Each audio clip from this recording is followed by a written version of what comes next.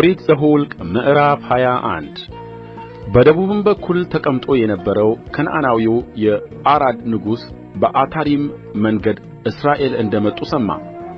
ከእስራኤልም ጋር ሰልፍ አደረገ፣ ከእነርሱም ምርኮ ማረከ። እስራኤልም ለእግዚአብሔር እነዚህን አሳልፈህ በእጄ ብትሰጣቸው ከተሞቻቸውን እርም ብዬ አጠፋለሁ ብሎ ስእለት ተሳለ። እግዚአብሔርም የእስራኤልን ድምፅ ሰማ፣ ከነዓናውያንንም አሳልፎ ሰጣቸው። እነርሱንም ከተሞቻቸውንም እርም ብለው አጠፉ። የዚያንም ስፍራ ስም ሔርማ ብለው ጠሩት።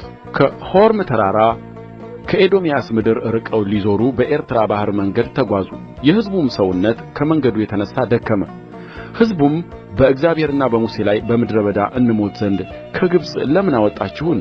እንጀራ የለም፣ ውኃ የለም፣ ሰውነታችንም ይህን ቀላል እንጀራ ተጸየፈ ብለው ተናገሩ። እግዚአብሔርም በሕዝቡ ላይ እባቦችን ሰደደ፣ ሕዝቡንም ነደፉ። ከእስራኤልም ብዙ ሰዎች ሞቱ። ሕዝቡም ወደ ሙሴ መጥተው በእግዚአብሔርና በአንተ ላይ ስለ ተናገርን በድለናል፣ እባቦችን ከእኛ ያርቅልን ዘንድ ወደ እግዚአብሔር ጸልይልን አሉት። ሙሴም ስለ ሕዝቡ ጸለየ።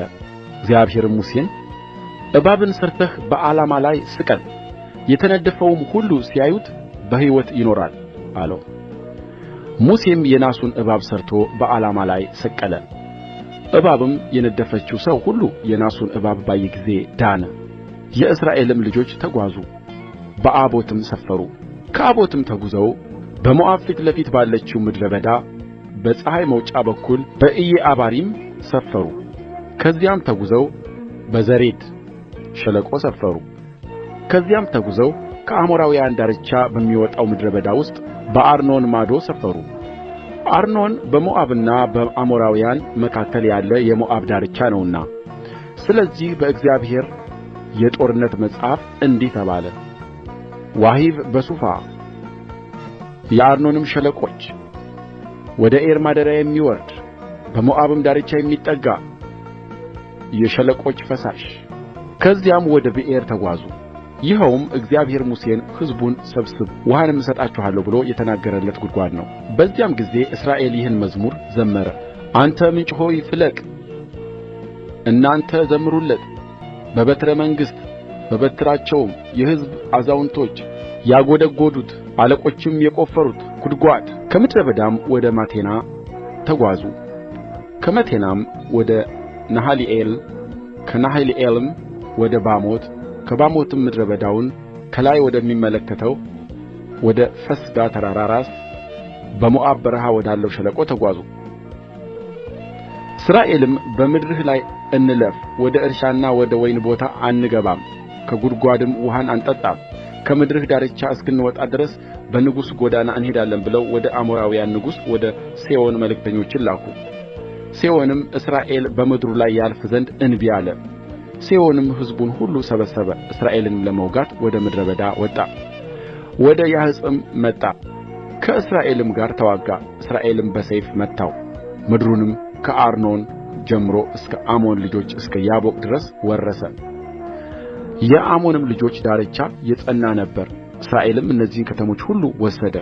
እስራኤልም በአሞራውያን ከተሞች ሁሉ በሐሴቦንና በመንደሮች ሁሉ ተቀመጠ። ሐሴቦንም የአሞራውያን ንጉሥ የሴዎን ከተማ ነበረ።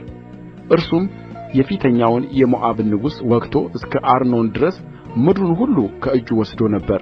ስለዚህ በምሳሌ እንዲህ ብሎ ተነገረ፣ ወደ ሐሴቦን ኑ፣ የሴዎን ከተማ ይሠራ ይመሥረት። እሳት ከሐሴቦን ነበልባልም ከሴዎን ከተማ ወጣ፣ የሞዓብን ዔር የአርኖንም ተራራ አለቆች በላ። ሞዓብ ሆይ ወዮልህ! የከሞስ ሕዝብ ሆይ ጠፋህ! ወንዶች ልጆችን ለሽሽት ሴቶች ልጆችንም ለምርኮ ለአሞራውያን ንጉሥ ለሴዎን ሰጠን። ገተርናቸው፣ ከሐሴቦን እስከ ዴቦን ድረስ ጠፉ። ኖፋም እስኪደርሱ እስከ ሜድባ አፈረስናቸው። እስራኤልም እንደዚሁ በአሞራውያን ምድር ተቀመጡ። ሙሴም ሰላዮችን ወደ ኢያዜር ሰደደ፣ መንደሮችዋንም ወሰዱ። ከዚያም የነበሩትን አሞራውያን አባረሩ። ተመልሰውም በባሳን መንገድ ወጡ። የባሳንም ንጉሥ ዐግ ከሕዝቡ ሁሉ ጋር በኤድራይ ይወጋቸው ዘንድ ወጣ። እግዚአብሔርም ሙሴን እርሱንና ሕዝቡን ሁሉ ምድሪቱንም አሳልፌ በእጅህ ሰጥቼአለሁና አትፍራው፣ በሐሴቦንም በተቀመጠው በአሞራውያን ንጉሥ በሴዎን እንዳደረግህ እንዲሁ ታደርግበታለህ አለው። እርሱንና ልጆቹን ሕዝቡንም ሁሉ መቱ፣ ሰውም አልቀረለትም፣ ምድሩንም ወረሱ።